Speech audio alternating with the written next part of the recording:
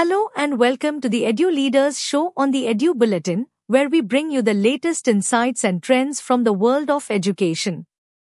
I'm Daisy, and I'm excited to guide you through this episode. We have an esteemed guest joining us, Murlidhar Yadav, Director of Little Flower Group of Schools, Mau, stressed that education should prioritize the holistic development of children over profit. He urged educators, parents, and students to follow their hearts and focus on knowledge and skills, which are vital for the nation's progress. Now, let's move directly into our interview. Over to you, Rumani. Let's hear what Sir had to say. Good afternoon, ladies and gentlemen. Welcome to the Edu Leaders Show.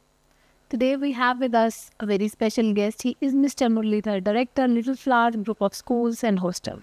So, welcome to the summit, sir. आपका experience कैसा रहा 29वें education संस्करण में?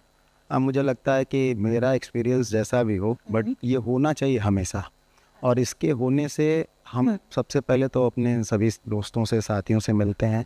दूसरा, बहुत कुछ सीखने को मिलता है। बिल्कुल। तो मेरा एक्सपीरियंस तो बहुत अच्छा है, बट मुझे ऐसा लगता है कि ये हम समय समय पे होते रहना चाहिए। बिल्कुल सर। तो आजकल जैसे हम एजुकेशन क्षेत्र में बदलाव की बात कर रहे हैं, बहुत सारे न्यू इनिशिएटिव्स आ चुके हैं गवर्नमेंट की तरफ से, कुछ स्कूल्स भी बहुत इनिशिएटिव्स दे रहे हैं।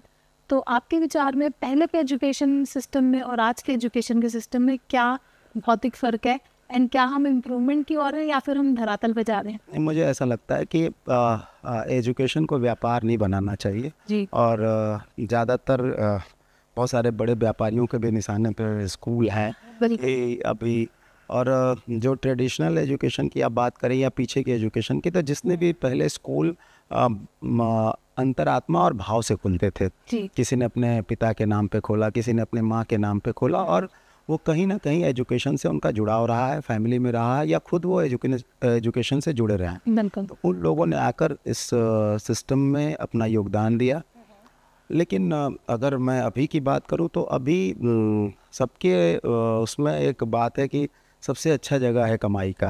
तो इसको अगर ध्यान में न रख के काम करें, जो लोग भी आए, मेरा किसी नए आने से और किसी के नहीं आने से नहीं है मेरा, लेकिन इसको इस बात पे कि ये यहाँ हम पैसा बनाएंगे, और ये भी कोई कॉरपोरेट इंडस्ट्री है, कोई फैक्ट्री है, या कोई सोलर का प्लांट लग रहा है, कुछ ऐसा नहीं है।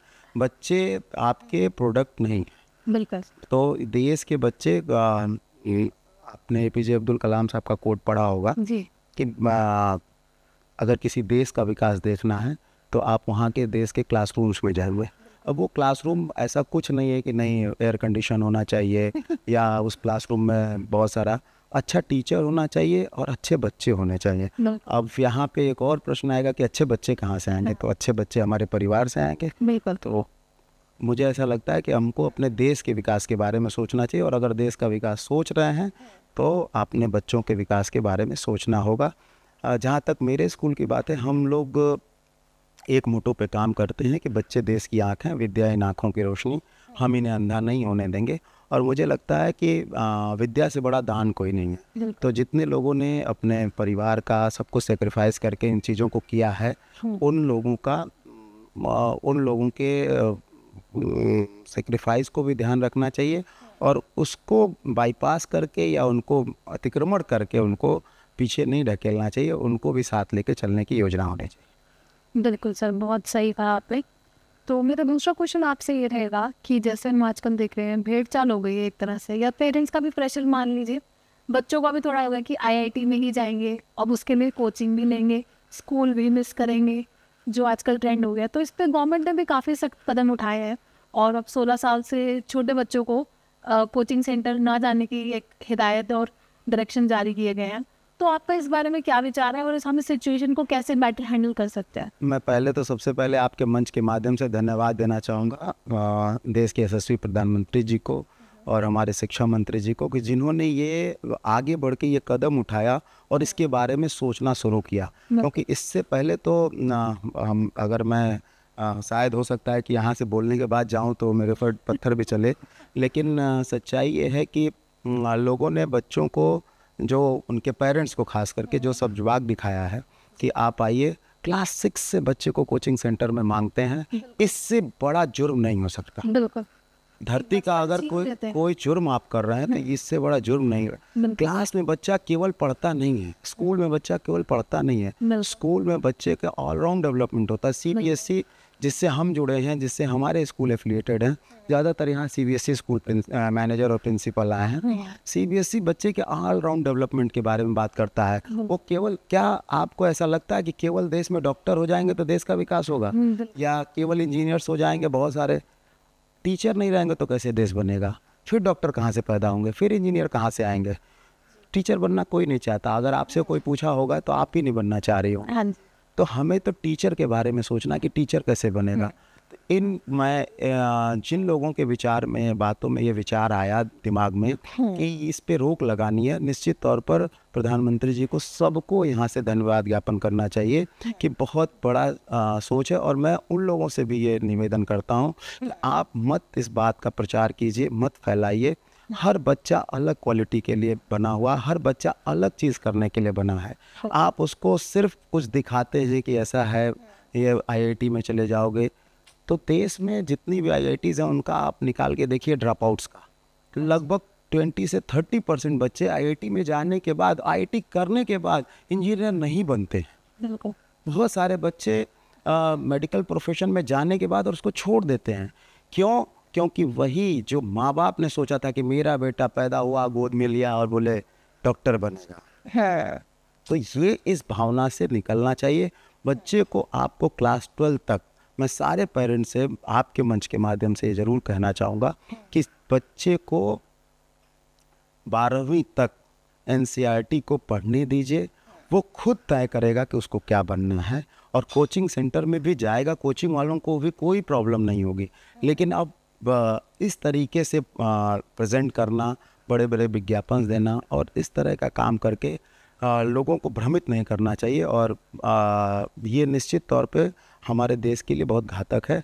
और मुझे लगता है कि सरकार के इस कदम के बाद कुछ न कुछ इस पे ज़रूर रोक लगेगी और बच्चे अपने मन चाहा कोर्सेज पढ़ पाएंगे, अपनी मन चाहे इंडस्ट्री में जा पाएंगे। बिल्कुल sir, I think coaching centre से ज़्यादा ज़रूरी है काउंसलिंग, कि बच्चों को पता तो चल सके उनकी काबिलियत क्या है, इंटरेस्ट क्या है, और उस हिसाब से वो अपना करियर परस्यू कर चुके।